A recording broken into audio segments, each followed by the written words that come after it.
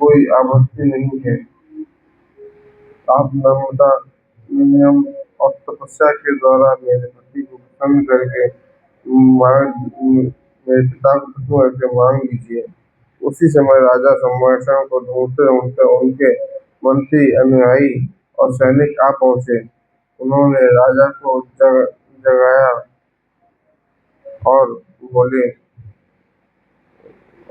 कि होश में आने और राजा होश में आने पर उन सबको लौटा दिया, केवल एक मंत्री को अपने पास रख लिया। अब वे पवित्रता से हाथ जोड़कर ऊपर की ओर मुंह करके भगवान सूर्य की आराधना करने लगे और उन्होंने मन ही मन अपने पुरोहित महर्षि का ध्यान किया। ठीक 12वें दिन वशिष्ठ जी ने महर्षि आए थे। ठीक 12वें दिन महर्षि वशिष्ठ जी वहां पर आए थे। उन्होंने राजा सम्राट के मन का सारा हाल जानकर उन्हें आश्वासन दिया और उनके सामने ही भगवान सूर्य से मिलने के लिए चल पड़े। सूर्य के सामने जाकर महर्षि बड़े ही बीच में उनका स्वागत करते हुए अंतरंत इच्छा पूर्ण करने की बात कहने पर महर्षि वशिष्ठ ने प्रमाण पूर्वक कहा, भगवान, मैं राजा संवत्सर के लिए आपकी अपनी कन्या तप्ती की याचना करता हूँ। आप उनके उत्तर भविष्य अथवा उनके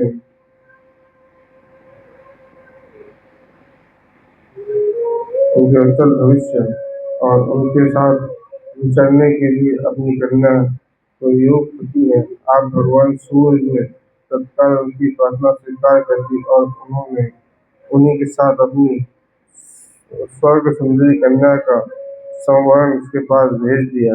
वशिष्ठ ने तथा तप्ती ने को आते देखकर संवरण अपनी प्रसन्नता का संवरण न कर सके। इस प्रकार भगवान सूर्य की आराधना और अपने पुरोहित वशिष्ठ की शक्ति से राजा संवत्सर तप्ती को प्राप्त किया। इससे इंद्र और उनके राज्य में भी इससे इंद्र ने उनके राज्य में वर्षा बंद कर दी। अनावृष्टि के कारण प्रजा का नाश होने लगा। ओस तक न पड़ने के कारण उनकी पैदावार सर्वथा बंद हो गई। प्रजा मर्यादा तोड़कर एक दूसरे को लूट पीटने लगी। तभी से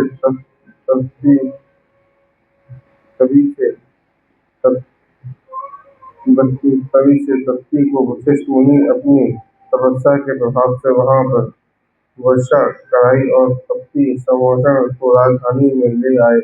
तब इंद्र पूर्वक वर्षा करने लगे। पैदावार शुरू हो गई। राजा दंपति सहस्त्रों वर्ष तक सुख भोग किया। अर्जुन, यही सूर्य कन्या तप्ती आपके पूर्ववंश राजा संवर्णी की पत्नी थी। इन्हीं की तप्ती से गर्भ से राजकुमार जन्म हुआ, जिससे पूर्ववंश चालू हुआ। इन्होंने ही पूर्ववंश का वर्णन किया है। वैशंपायन कहते हैं, जन्मेजय, गंधर्वराज चित्ररथ के मुख से महर्षि वशिष्ठ की महिमा सुनकर अर्जुन के मन में उनके संबंध में बड़ा कौतूहल हुआ। उन्होंने पूछा, गंधर्वराज, हमारे पूर्व जन्मों के पुरोहित महर्षि वशिष्ठ कौन हैं? वशिष्ठ ब्राह्मण के मानस पुत्र हैं, ब्रह्मा के मानस पुत्र हैं। उनकी पत्नी का नाम अरुंधति है। उन्होंने अपनी तपस्या के लिए बल से देवताओं के लिए और अजय काम क्रोध पर विजय प्राप्त की है। उन्हें 8 उन्होंने अपनी इंद्रियों को वश में कर लिया है, इसीलिए उनका नाम वशिष्ठ हुआ है। वशिष्ठ के बहुत अपराध करने पर भी उन्होंने अपने मन में क्रोध नहीं आने दिया और उन्हें पश्चाताप ही नहीं हुआ। यद्यपि विश्वामित्र उनके 100 पुत्रों का नाश कर दिया था और वशिष्ठ से बदला लेने की पूरी शक्ति थी, फिर भी उन्होंने कोई प्रतिकार नहीं किया। उन्होंने ही पुरोहित बनकर इक्ष्वाकु वंश राजाओं ने पृथ्वी पर विजय प्राप्त की और अनेकों यज्ञ किए। ब्राह्मण को पुरोहित बनाया और गंधर्व राज वशिष्ठ और विश्वामित्र तो आश्रम वासी थे। उनके वैराग का क्या कारण है? गंधर्व ने कहा, यह उपाख्यान बड़ी क्षमता और विश्वामित्र शुद्ध है। मैं तुम्हें सुनाता हूँ। कन्याकुब्ज देश में पुत्र थे। उन्हीं से ही विश्वामित्र का जन्म हुआ। एक बार विश्वामित्र अपने मंत्री के साथ मरुत वन देश में शिकार खेलते खेलते थक कर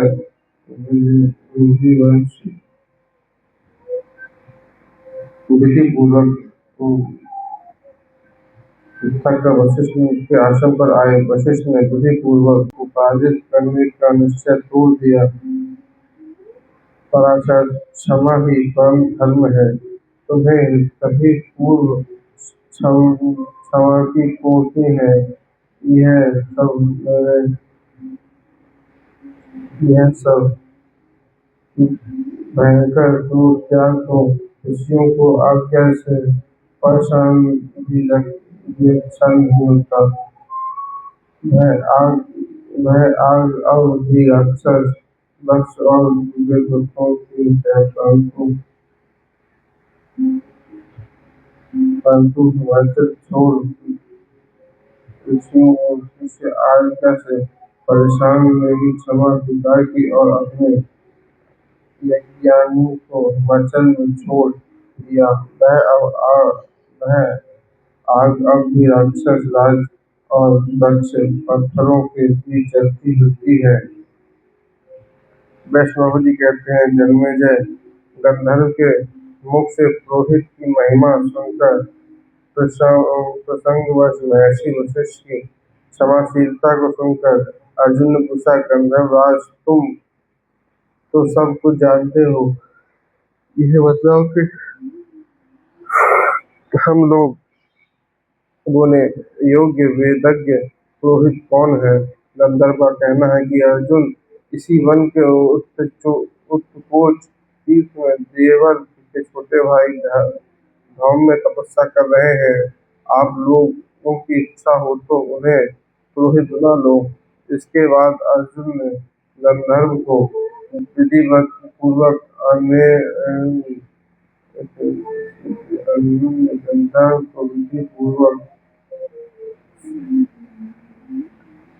सारी बातों को समझाते हुए कहा कि पांडवों को बड़ी प्रसन्नता हुई और उन्हें ऐसा मालूम हुआ कि मानो सारी संपत्ति और राज्य मिल गया हो। उन्हें इस बात का पक्का विश्वास हो गया है कि वास्तव में विचारशीलता और शक्ति और उत्साह के फलस्वरूप शीघ्र ही राजन पंचशक्ति के राज्य की प्राप्ति हुई। मंगलाचरण के अंतर पांडवों ने द्रौपदी की स्वयंवर को लिए यात्रा की।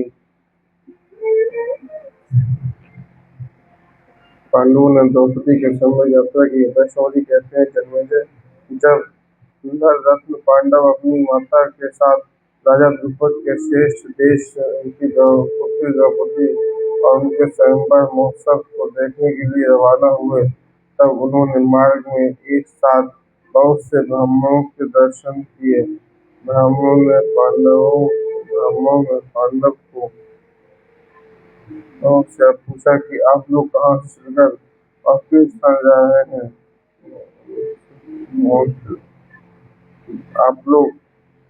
ब्राह्मणों ने कहा, आप लोग आज ही पंचाल देश के राजा द्रुपद की राजधानी में चलिए।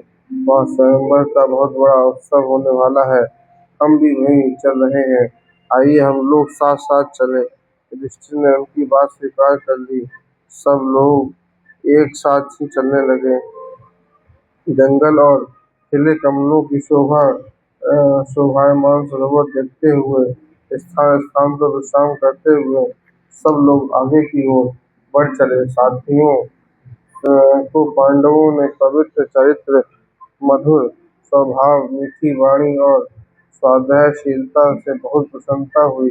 जब पांडवों ने देखा कि द्रुपद नगर निकट आ गया है और उनकी चारदीवारी स्पष्ट दिख रही है, तब उन्होंने एक कुम्हार के घर डेरा डाल दिया। वे घर रहकर ब्राह्मणों के समान भिक्षावृत्ति से अपना जीवन निर्वाह करना रहे। निरंतर निरंतर ही वे वहाँ रहकर उन्हें अपनी विचार किसी प्रकार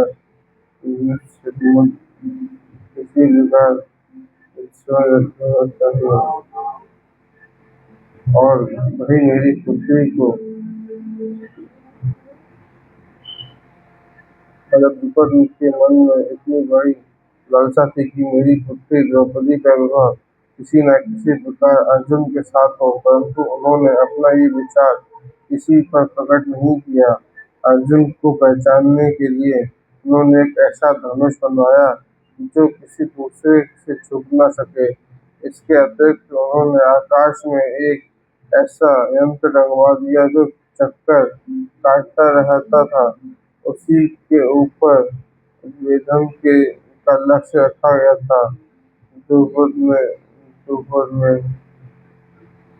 ऐसा लक्ष्य रखा था कि और घोषणा कर दी कि जो वीर रत्न इस धनुष पर डोरी चढ़ाकर इन सजे हुए बाणों से घूमने वाले यंत्र में छिद्र के निश्चय लक्ष्य भेद करेगा, वही मेरी पुत्री को प्राप्त करेगा। स्वयंवर का मंडप नगर के ईशान कोण और तल के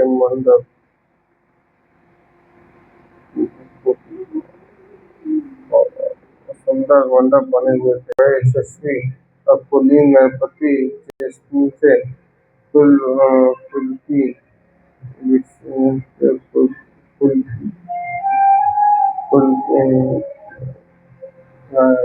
बड़े बड़े यशस्वी कुलीन नरपति जिससे शकुनी, भैंस, बहदल आदि प्रधान है, स्वयंवर में तुम्हें पाने के लिए यहाँ आए हैं।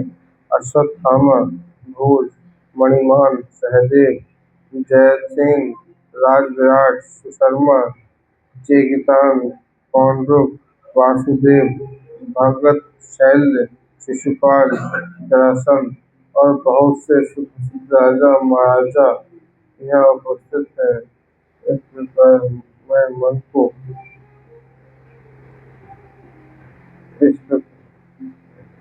इस प्रकार सबका परिचय दे रहे थे। उसी समय वहाँ रुद्र, आदित्य, वसु, अश्विनी कुमार, समर्थ, मरुद्गण, यमराज और कुबेर आदि देवता भी विमानों के द्वारा आकाश में आकर स्थिर हुए।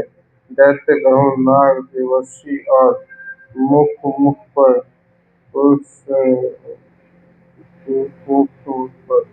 पुरुष अपने दैत्य, गरुड़, नाग, देवर्षि और मुख्य गणराज उपस्थित हुए। वासुदेव नंदन बलराम जी, भगवान श्री कृष्ण, प्रधान यदुवंशी और अन्य बहुत से महानुभाव स्वयंवर महोत्सव देखने के लिए वहाँ आए। धृष्टद्युम्न वक्तव्य सुनकर दुर्योधन, शल्य आदि राजा राजकुमारों ने अपने बल की शिक्षा, गुण और कर्म के अनुसार धनुष को झुकाकर डोरी चढ़ाने की चेष्टा की, परंतु उन्हें ऐसा झटका लगा कि वे धमाक धमाक धरती पर जा गिरे। बेहोशी के कारण उनका उत्साह टूट गया, साथ ही उनके मुकुट भी हार भी गिर पड़े, दम फूल गई। वे द्रौपदी को पाने की आस छोड़कर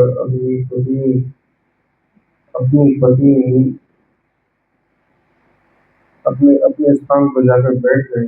दुर्योधन आदि को निराश और उदास देखकर धनुर्धर मन प्राण उठे। उसने धनुष के पास जाकर झटपट उसे उठाया और देखते देखते डोरी चढ़ा दी। वह क्षण भर में ही लक्ष्य को भेजने के लिए तैयार हो गया। अब द्रौपदी ने जैसे ही उन्हें देखा तो द्रौपदी जोर से बोल उठी, मैं सूत पुत्र को नहीं बनूंगी। कर्ण ने यह बात सुनकर ईर्ष्या भरी हंसी के साथ सूर्य को देखा और फड़कते हुए धनुष को नीचे रख दिया। इस इस पर इस प्रकार बहुत से लोग निराश हो गए। तब शिशुपाल धनुष चाहने के लिए आते हैं और तब शिशुपाल धनुष चढ़ाने के लिए आए, किंतु धनुष चढ़ाने के समय ही वह घुटनों के बल नीचे जा पड़े। जरासंध की भी वही दशा हुई और वह उसी अपनी राजधानी के लिए प्रस्थान कर गए। मध्य देश के राजा शैल भी वहीं गति हुई फिर शिशुपाल की। जब इस प्रकार बड़े बड़े प्रभावशाली राजा इस लक्ष्य को न भेज सके तो सारा समाज सहम गया। लक्ष्य भेद की वार्ता की लक्ष्य भेद की वार्ता और बातचीत बंद हो गई। उसी समय अर्जुन के चित्त में ये संकल्प था कि अब मैं चलकर लक्ष्य को भेद दूं। आज की कथा को हम विश्राम करते हैं। दोनों नाम संकीर्तन। श्रीमन्नारायण नारायण नारायण लक्ष्मी नारायण नारायण नारायण श्रीमन्नारायण नारायण नारायण लक्ष्मी नारायण नारायण नारायण बद्री नारायण नारायण नारायण श्रीमन्नारायण नारायण नारायण श्रीमन्नारायण नारायण नारायण लक्ष्मी नारायण नारायण नारायण श्रीमन्नारायण नारायण नारायण लक्ष्मी नारायण नारायण नारायण श्रीमन्नारायण।